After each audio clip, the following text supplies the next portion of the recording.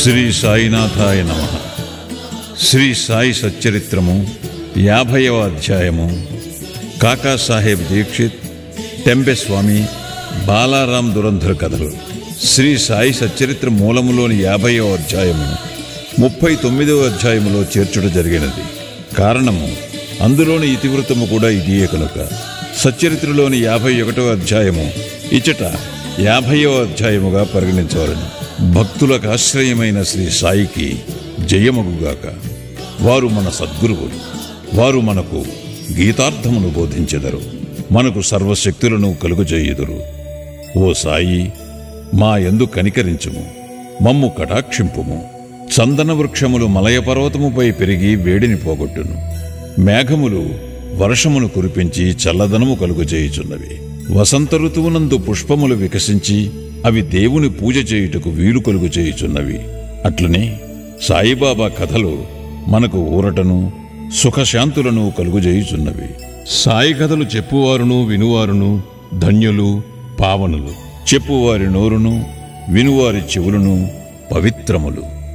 కాకాసాహెబ్ దీక్షిత్ మధ్య పరగణాలలోని ఖాండ్వా గ్రామమందు వడనగర నాగర బ్రాహ్మణ కుటుంబములో హరిసీతారాం ఉరఫ్ కాకాసాహెబ్ దీక్షిత్ జన్మించాను. ప్రాథమిక విద్యను ఖాండ్వా, హింగన్ ఘాటులలో పూర్తి చేశాను. నాగపూర్లో మెట్రిక్ వరకు చదివాను. బొంబాయిలోని విల్సన్, ఎల్ఫిన్స్టన్ కాలేజీలలో చదివి 1883లో పట్టభద్రుడయ్యాను. న్యాయవాది పరీక్షలో కూడా ఉత్తీర్ణుడై లిటిల్ అండ్ కంపెనీలో కొలువునకు చేరెను. తుదకు తన సొంత న్యాయవాదుల కంపెనీ పెట్టుకొనెను. 1909కి ముందు సాయిబాబా పేరు కాకాసాహెబ్ దీక్షిత్కు తెలియదు. అటు పిమ్మట వారు బాబాకు గొప్ప భక్తులయ్యి ఒకానొకప్పుడు లోనావాలాలో ఉన్నప్పుడు తన పాత స్నేహితుడకు నానాసాహెబ్ చాందోర్కర్ను చూచెను. ఇద్దరునూ కలిసి ఏవో విషయములు మాట్లాడుకునిరి. కాకాసాహెబ్ తాను లండనులో రైలుబండి ఎక్కుచుండగా కాలు జారిపడిన అపాయమును గూర్చి వర్ణించెను. 100 కొలది ఔషధములు దానిని నయము చేయలేకపోయాను. కాలు నొప్పియు కుంటితనమును పోవలనున్నచో అతడు సద్గురువగు సాయి వద్దకు పోవలనని నానాసాహెబు సలహా ఇచ్చెను. సాయిబాబా విషయమై పూర్తి వృత్తాంతమును విశదపరిచాను. సాయిబాబా, నా భక్తుని సప్త సముద్రముల మీద నుంచి కూడా పిచ్చుక కాలికి దారము కట్టి ఈడ్చున్నట్లు లాగుకుని వచ్చేదను అను వాగ్దానమును, ఒకవేళ వాడు తనవాడు కానిచో వాడు తనచే ఆకర్షింపబడడు అనియు వాడు తన దర్శనమే చేయలేడనియు బాబా చెప్పిన సంగతి తెలియజేశాను. ఇదంతయు విని కాకాసాహెబ్ సంతసించి సాయిబాబా వద్దకు పోయి వారిని దర్శించి కాలు యొక్క కుంటితనము కంటే నా మనస్సు యొక్క కుంటితనమును బాగుచేసి శాశ్వతమైన ఆనందమును కలుగు చేయమని వేడుకొనిదనని నానాసాహెబ్తో చెప్పాను. కొంతకాలము పిమ్మట కాకాసాహెబ్ అహ్మద్నగర్ వెళ్ళాను. బొంబాయి లెజిస్లేటివ్ కౌన్సిల్లో ఓట్లకే సర్దార్ కాకాసాహెబ్ మిరీకర్ ఇంట్లో దిగాను. కాకాసాహెబ్ మిరీకర్ కొడుకు బాలాసాహెబ్ మిరీకర్. వీరు కోపర్గాముకు మామల్తదారు. వీరు కూడా గుర్రపు ప్రదర్శన సందర్భంలో అహ్మద్నగర్ వచ్చి ఉండిరి. ఎలక్షన్లు పూర్తయిన పిమ్మట కాకాసాహెబ్ షిరిడీకి పోవ నిశ్చయించుకొనెను. మిరీకర్ తండ్రి కొడుకులు వీరిని ఎవరి వంట షిరిడీకి పంపవలనా అని ఆలోచించుచుండిరి. షిరిడీలో సాయిబాబా వీరిని ఆహ్వానించుటకు సిద్ధపడుచుండెను. అహ్మద్నగర్లోనున్న శ్యామా మామగారు తన భార్య ఆరోగ్యము బాగా లేదనియు శ్యామాను తన భార్యతో కూడా రావలసినదనియు టెలిగ్రామ్ ఇచ్చిరి. బాబా ఆజ్ఞను పొంది శ్యామ అహ్మద్నగరు చేరి తన అత్తగారికి కొంచెము నయముగా నున్నదని తెలుసుకొనెను. మార్గములో గుర్రపు ప్రదర్శనమునకు పోవుచున్న నానాసాహెబ్ పాన్సే, అప్పాసాహెబ్ గద్రే శ్యామాను కలిసి మిరీకర్ ఇంటికి పోయి కాకాసాహెబ్ దీక్షితుని కలిసి వారిని షిరిడీకి తీసుకుని వెళ్లమనిరి. కాకాసాహెబ్ దీక్షితుకు మిరీకరులకు శ్యామ అహ్మద్నగర్ వచ్చిన విషయము తెలియజేసిరి. సాయంకాలము శ్యామ మిరీకరుల వద్దకు పోయెను. వారు శ్యామకు కాకాసాహెబ్ దీక్షితుతో పరిచయము కలుగజేసిరి. శ్యామ కాకాసాహెబ్ దీక్షితుతో కోపర్గాముకు ఆనాటి రాత్రి 10 గంటల రైల్లో పోవాలని నిశ్చయించిరి. ఇది నిశ్చయించిన వెంటనే ఒక వింత జరిగెను. బాబా యొక్క పెద్ద పటము మీద తెరను బాలాసాహెబ్ మిరీకర్ తీసి దానిని కాకాసాహెబ్ దీక్షితుకు చూపాను.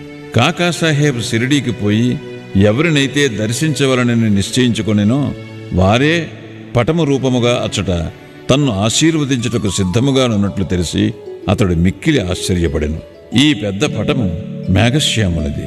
దానిపై అద్దము పగిలినందున అతడు దానికి ఇంకొక అద్దము వేయుటకు మిరీకరుడు వద్దకు పంపెను. చేయవలసిన మరమ్మత్తు పూర్తి చేసి ఆ పటమును కాకాసాహెబ్ శ్యామాల ద్వారా షిరిడీకి పంపుటకు నిశ్చయించిరి. 10 గంటల లోపల స్టేషన్కు పోయి టిక్కెట్టు కొనిరి.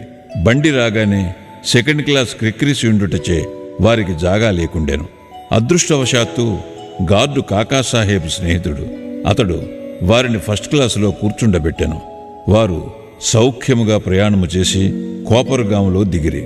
బండి దిగగానే షిరిడీకి పోవుటకు సిద్ధముగానున్న నానాసాహెబ్ చందోర్కర్ను చూచి మిక్కిలి ఆనందించిరి. కాకాసాహెబు నానాసాహెబు కౌగులించుకొనిరి. వారు గోదావరిలో స్నానము చేసిన పిమ్మట షిరిడీకు బయలుదేరిరి. షిరిడీ చేరి బాబా దర్శనము చేయగా కాకాసాహెబు మనస్సు కరిగెను. కండ్లు ఆనంద బాష్పములచే నిండెను. అతడు ఆనందముచే పొంగి పొరలుచుండెను. బాబా కూడా వారి కొరకు తాము కనిపెట్టుకుని ఉన్నట్లును వారిని తోడ్కొని వచ్చుటకై శ్యామాను పంపినట్లును తెలియజేశెను. పిమ్మట కాకాసాహెబు బాబాతో ఎన్నో సంవత్సరములు సంతోషముగా గడిపెను. షిరిడీలో ఒక వాడాను కట్టి దానినే తన నివాస స్థలముగా చేసుకునెను. అతడు బాబా వల్ల పొందిన అనుభవములు లెక్కలేనన్ని గలవు. వాటినన్నిటినీ ఇచ్చట పేర్కొనలేము. ఈ కథను ఒక విషయముతో ముగించెదము. బాబా కాకాసాహెబుతో అంత్యకాలమున నిన్ను విమానములో తీసుకుని పోయేదను అన్న వాగ్దానము సత్యమైనది. 1926వ సంవత్సరము జూలై 5వ తేదీన అతడు హేమాడ్ పంతుతో రైలు ప్రయాణము చేయుచు బాబా విషయం మాట్లాడుచు సాయిబాబా యందు మనస్సు లీనము చేశాను. ఉన్నట్లుండి తన శిరమును హేమాడ్ పంతు భుజముపై వాల్చి ఏ బాధయు లేక ఎట్టి చిగాకు పొందక ప్రాణములు విడిచెను. శ్రీ టెంబెస్వామి యోగులు ఒకరినొకరు అన్నదమ్ముల వలె ప్రేమించుకునేదరు. ఒకానొకప్పుడు శ్రీ వాసుదేవానంద సరస్వతి స్వాముల వారు అనగా టెంబెస్వామి రాజమండ్రిలో మకాం చేసిరి. ఆయన గొప్ప నైష్ఠికుడు, పూర్వాచార పరాయణుడు, జ్ఞాని, దత్తాత్రేయుని యోగి భక్తుడు. నాందేడు ప్లీడరగు పుండలీకరావు వారిని చూచుటకై కొంతమంది స్నేహితులతో రాజమండ్రికి పోయాను. వారు స్వాముల వారితో మాట్లాడుచున్నప్పుడు సాయిబాబా పేరు, షిరిడీ పేరు వచ్చెను. బాబా పేరు విని స్వామి చేతులు జోడించి ఒక టెంకాయను తీసి పుండలీకరావుకిచ్చి ఇట్లనిరి, దీనిని నా సోదరుడుగు సాయికి నా ప్రణామములతో నర్పింపుము. నన్ను మరువవద్దని వేడుము. నా యందు ప్రేమ చూపుమనుము. ఆయన స్వాములు సాధారణముగా ఇతరులకు నమస్కరించరనియు, కానీ బాబా విషయమున ఇది ఒక అపవాదమనియు చెప్పాను. పుండలీకరావు ఆ టెంకాయను సమాచారమును షిరిడీకి తీసుకుని పోవుటకు సమ్మతించాను. బాబాను స్వామి సోదరుడనుట సమంజసముగా నుండెను. ఏలన బాబా వలె వారును రాత్రింబవళ్ళు అగ్నిహోత్రమును వెలిగించియే యుంచిరి. 1 నెల పిమ్మట పుండలీకరావు తదితరులు షిరిడీకి టెంకాయను తీసుకుని వెళ్ళిరి. వారు మన్మాడు చేరిరి. దాహము వేయుటచే ఒక సెలయేరుకడకు పోయిరి. పరగడుపున నీళ్లు త్రాగకూడదని కారపు అటుకులు ఉపాహారము చేసిరి. అవి మిక్కిలి కారముగా ఉండుటచే టెంకాయను పగులుకొట్టి దాని కోరును అందులో కలిపి అటుకులను రుచికరముగా చేసిరి. దురదృష్టము కొలది ఆ కొట్టిన టెంకాయి స్వాముల వారు పుండలీకరావుకిచ్చినది. షిరిడీ చేరున్నప్పటికీ పుండలీకరావుకి ఈ విషయం జ్ఞప్తికి వచ్చెను. అతడు మిగుల విచారించాను. భయముచే వణుకుచూ సాయిబాబా వద్దకేగాను. టెంకాయ విషయము అప్పటికే సర్వజ్ఞుడగు బాబా గ్రహించెను. బాబా వెంటనే తన సోదరుడుగు టెంబెస్వామి పంపించిన టెంకాయను తెమ్మనెను. పుండలీకరావు బాబా పాదములు గట్టిగా పట్టుకుని తన తప్పును అలక్ష్యమును వెలిబుచ్చుచు పశ్చాత్తాపపడుచు బాబాను క్షమాపణ వేడెను. దానికి బదులు ఇంకొక టెంకాయను సమర్పించెదను అనెను. కాని బాబా అందులకు సమ్మతించలేదు. ఆ టెంకాయ విలువ సాధారణ టెంకాయకు ఎన్నో రెట్లనియు దాని విలువకు సరిపోవుదింకొకటి లేదనియూ చెప్పుచూ నిరాకరించాను. ఇంకనూ బాబా ఇట్లనెను, ఆ విషయమై నీవేమాత్రమూ చింతింపనవసరము లేదు. అది నా సంకల్పము ప్రకారము నీకివ్వబడెను. తుదకు దారిలో పగుల కొట్టబడెను. దానికి నీవే కర్తవని అనుకొననేలా? మంచి కాని చెడ్డ కాని చేయుటకు నీవు కర్తవని అనుకొనరాదు. గర్వాహంకారరహితుడు వెయ్యుండుము, అప్పుడే నీ పరచింతన అభివృద్ధి పొందును. ఎంత చక్కని వేదాంత విషయమును బాబా బోధించెనో చూడుడు. బాలారాం దురంధర్ బొంబాయికి దగ్గరున్న శాంతాక్రజులో పఠారే ప్రభుజాతికి చెందిన బాలారాం దురంధర్ అనువారుండిరి. వారు బొంబాయి హైకోర్టులో న్యాయవాది. కొన్నాళ్లు బొంబాయి న్యాయశాస్త్ర కళాశాలకు ప్రిన్సిపాల్గా నుండెను. దురంధర్ కుటుంబంలోని వారందరూ భక్తులు, పవిత్రులు, భగవచ్చింతన కలవారు. బాలారాం తన జాతికి సేవ చేశాను. ఆ విషయమై ఒక గ్రంథము రాశాను. అటు పిమ్మట తన దృష్టిని మతము, ఆధ్యాత్మిక విషయముల వైపు మరలించాను. గీతను, జ్ఞానేశ్వరిని, వేదాంత గ్రంథములను, బ్రహ్మ విద్య మొదలగు వానిని చదివాను. అతడు పండరీపుర విఠోబా భక్తుడు. అతనికి 1912లో సాయిబాబాతో పరిచయం కలిగాను. 6 నెలలకు పూర్వము తన సోదరులకు బాబుల్జీయును, వామనరావును షిరిడీకి పోయి బాబా దర్శనము చేసిరి. ఇంటికి వచ్చి వారి అనుభవములను బాలారామునకు, ఇతరులకు చెప్పిరి. అందరూ బాబాను చూడ నిశ్చయించిరి. వారు షిరిడీకి రాకమునిపే బాబా ఇట్లు చెప్పాను: ఈ రోజున నా దర్బారు జనులు వచ్చుచున్నారు. దురంధర సోదరులు తమ రాకను బాబాకు తెలియజేయనప్పటికీ బాబా పలికిన పలుకులు ఇతరుల వలన విని విస్మయముందిరి. తక్కిన వారందరూ బాబాకు సాష్టాంగ నమస్కారము చేసి వారితో మాట్లాడుచూ కూర్చునియుండిరి. బాబా వారితో ఇట్లనెను: వీరే నా దర్బారు జనులు. ఇంతకు ముందు వీరి రాకయే మీకు చెప్పియుంటిని.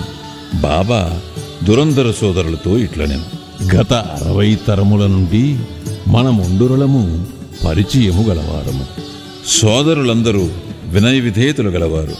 వారు చేతులు జోడించుకుని నిలిచి బాబా పాదముల వైపు దృష్టిని నిగిడించిరి.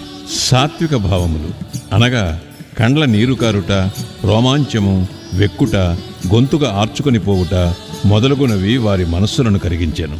వారందరూ ఆనందించిరి. భోజనానంతరము కొంత విశ్రమించి తిరిగి మసీదుకు వచ్చిరి. బాలారాం బాబాకు దగ్గరగా కూర్చొని బాబా పాదములు ఒత్తుచుండెను. బాబా చిరుము త్రాగుచూ దానిని బాలారామునికిచ్చి పీల్చుమనెను. బాలారాం చిరుము పీల్చుటకు అలవాటు పడి ఉండలేదు. అయినప్పటికీ దానిని అందుకొని కష్టముతో పీల్చాను. దానిని తిరిగి నమస్కారములతో బాబాకు అందజేశాను. ఇదియే బాలారామునకు శుభ సమయము. అతడు 6 సంవత్సరముల నుండి ఉబ్బసము వ్యాధితో బాధపడుచుండెను. ఈ పొగ అతని వ్యాధిని పూర్తిగా నయము చేశాను. అది అతనిని తిరిగి బాధ పెట్టలేదు. 6 సంవత్సరముల పిమ్మట ఒకనాడు ఉబ్బసము మరల వచ్చెను. అదే రోజు అదే సమయమందు బాబా మహాసమాధి చెందెను. వారు షిరిడీకి వచ్చినది గురువారం. ఆ రాత్రి బాబా చావడి ఉత్సవము చూచు భాగ్యము దురంధర సోదరులకు కలిగెను. చావడిలో హారతి సమయమందు బాలారాము బాబా ముఖమునందు పాండురంగని తేజస్సును, ఆ మరుసటి ఉదయము కాకడ హారతి సమయమందు అదే కాంతిని, పాండురంగ విఠలుని ప్రకాశమును బాబా ముఖమునందు కనెను. బాలారాం దురంధర్ మరాఠీ భాషలో తుకారాం జీవితమును వ్రాసెను. అది ప్రకటింపబడకమునిపే అతడు చనిపోయాను. 1928లో అతని సోదరులు దానిని ప్రచురించిరి. అందు బాలారాం జీవితము ప్రప్రథమమును వ్రాయబడెను. అందు వారు షిరిడీకి వచ్చిన విషయము చెప్పబడి ఉన్నది. శ్రీ సాయినాథాయ నమః. 50వ అధ్యాయము సంపూర్ణము. సద్గురు శ్రీ సాయినాథార్పణమస్తు. శుభం భవతు.